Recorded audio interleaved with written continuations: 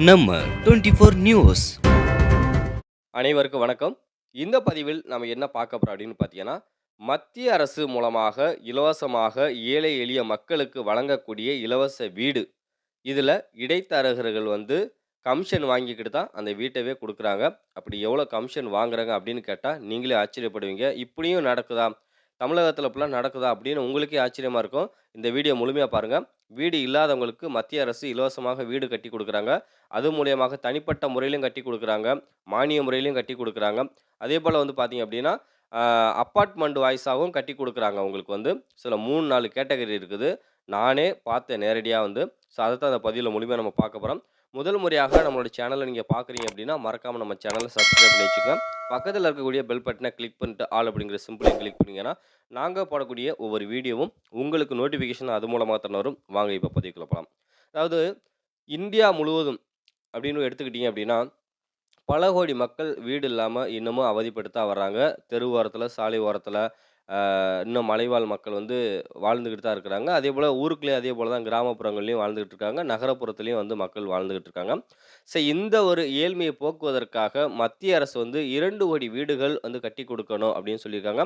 ஏற்கனவே பல ஒப்பந்தங்கள் வீடு கட்டிக் குடுக்கக்கூடிய பல ஒப்பந்தங்கள் போட்டாலும், மறுபடியும் 2024, 2025ஆம் ஆண்டுக்கான அந்த ஒப்புதல் வந்து நீடிக்கப்பட்டிருக்குது.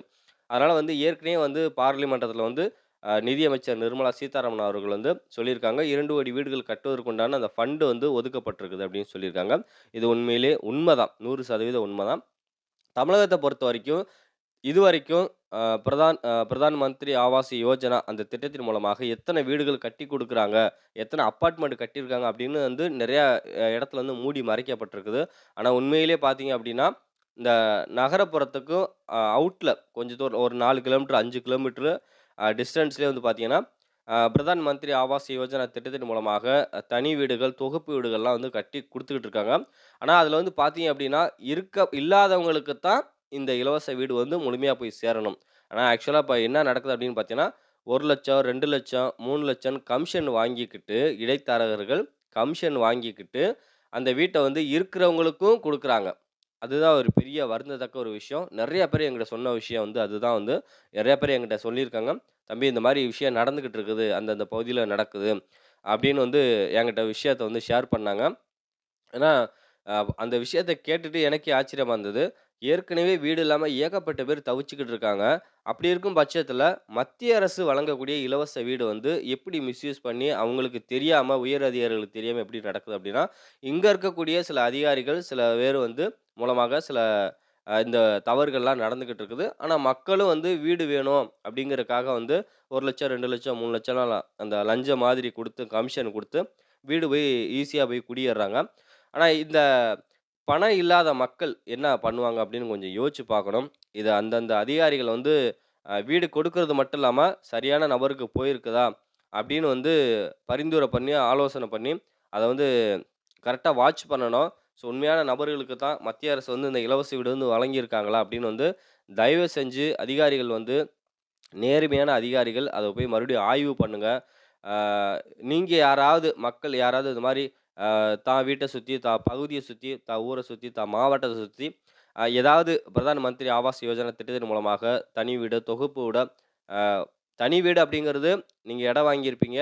அதுல மானியம் மூலமாக அதாவது மத்திய அரசு வந்து முதல்ல ஒரு 50,000 உங்களுக்கு தருவாங்க. எந்த அக்கவுண்ட் வங்கியில வச்சிருக்கீங்களோ, அங்க போய் நீங்க வீடு கட்டுறதுக்கு இந்த பிரதான் மந்திரி ஆவாஸ் யோஜனா திட்டத்தில் மானியத்தின் மூலமாக நாங்கள் வீடு கட்டணும் அப்படின்னு நீங்க பேங்க்ல கடன் வாங்கியிருந்தீங்கன்னா, முதல்ல வந்து உங்களுக்கு வந்து ஒரு 50,000 குடுப்பாங்க. அப்புறம் ஒரு ரூ. 1,00,000 குடுப்பாங்க. அப்புறம் ஒரு ரூ. 50,000 குடுப்பாங்க. கிட்டத்தட்ட ரூ. 2,00,000 கிட்ட உங்களுக்கு குடுப்பாங்க. இது மானியம் மூலமாக உங்களுக்கு வீடு கட்டுறதுக்கு மத்திய அரசு வந்து ஒதுக்கப்பட்டிருக்கக்கூடிய ஃபண்டு. சில சில பேருக்கு பார்த்தீங்கன்னா, வீடு இருக்காது, நிலம் இருக்காது. அவங்களுக்கெல்லாம் என்ன பண்றாங்க அப்படின்னா, நிலமும் குடுத்து, வீடும் குடுத்து கட்டிக் குடுக்குறாங்க. இது இலவசமாக முற்றிலும் மத்திய அரசு வந்து இந்த பிரதான் மந்திரி ஆவாஸ் யோஜனா திட்டத்தின் கீழ் வந்து இலவசமா வீடு கட்டிக் குடுக்குறாங்க. இன்னொரு விஷயம் என்ன அப்படின்னு பார்த்தீங்கன்னா, அப்பார்ட்மெண்ட் வாய்ஸா ஏற்கனவே தமிழகத்தில வந்து நெறைய வீடுகள் வந்து அப்பார்ட்மெண்ட் தமிழக அரசும் கட்டிக் குடுத்துருக்காங்க. அதேபோல மத்திய அரசும் அப்பார்ட்மெண்ட் கிட்டத்தட்ட 200 வீடு, 300 வீடு அப்படின்னு சொல்லி மொத்தமாவே வந்து தொகுப்பு வீடுகள் வந்து கட்டி வழங்கப்பட்டு வருகிறது. இது எப்படி அப்படின்னா, ஒரு பெரிய ஒரு குடும்பமே இருப்பாங்க. வீடு இல்லாம தவிச்சிட்டு இருப்பாங்க. இவங்கலாம் ஒரு இடத்துல சேர்க்கறதுக்காக வந்து, அவங்களுக்காக இந்த வீடு வந்து பிரத்யேகமா கட்டிக் குடுக்கப்படுறாங்க. ஸோ நெறைய இடங்கள்ல வந்து கட்டிக் கொடுக்கப்பட்டிருக்குது. அங்கலாம் யார் பார்த்தீங்கன்னா, உண்மையான ஏழைங்களோ யாருமே அங்க குடியேறல.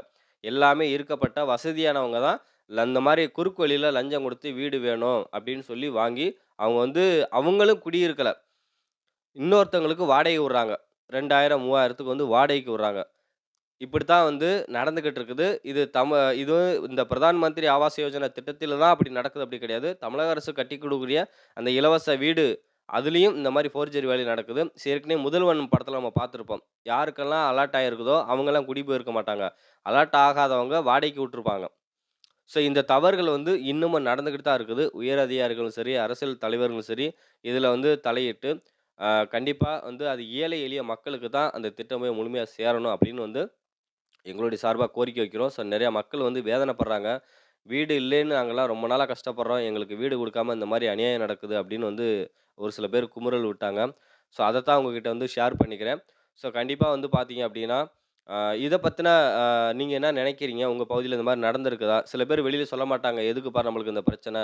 இந்த ஒரு பழமொழி சொல்லுவாங்கல்ல. ஆ அரண்மனை கோழி அரண்மனை கோழி முட்டை அம்மிக்கல்லையும் உடைக்கும்பாங்கல்ல. ஸோ அந்த மாரி நெறைய பேர் காதுல கேட்டு, "இது எதுக்குப்பா எனக்கு பிரச்சனை?" அப்படின்னு ஒதுங்கி போறவங்கலாம் நெறைய பேர் இருக்காங்க. ஸோ எனக்கு தெரிஞ்ச விஷயத்த நான் வந்து ஷேர் பண்ணிக்கிறேன். ஆ கண்டிப்பா வந்து இல்லாதவங்களுக்கு இந்த வீடு போய் சேரணும். மத்திய அரசு வந்து கட்டிக் குடுக்கக்கூடிய இந்த வீடு இல்லாதவங்களுக்கு முழுக்க முழுக்க போய் சேரணும். ஸோ எல்லாரும் வந்து மனசாட்சி பிரகாரம் நடந்துக்குங்க. அதான் உங்களுக்கு நல்லது. இது வந்து நான் வன்மையா தான் நான் சொல்றேன் நானு. என்னால அது வந்து கேட்டதுலேருந்து என்னால ஜீரணிக்க முடியல. என்னால வந்து ஏத்துக்க முடியல.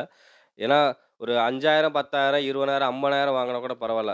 2,00,000, 3,00,000 வாங்கி என்னமோ இவங்களா அவங்க சொந்த இடத்துல வீடு கட்டி குடுக்குற மாரி, இவங்க சொந்த கை காச போட்டு கட்டி குடுக்குற மாரி வந்து கமிஷன் வாங்கிக்கிட்டு வீட வந்து அதுவும் இல்லாதவங்களுக்கு குடுத்தா கூட பரவால்ல.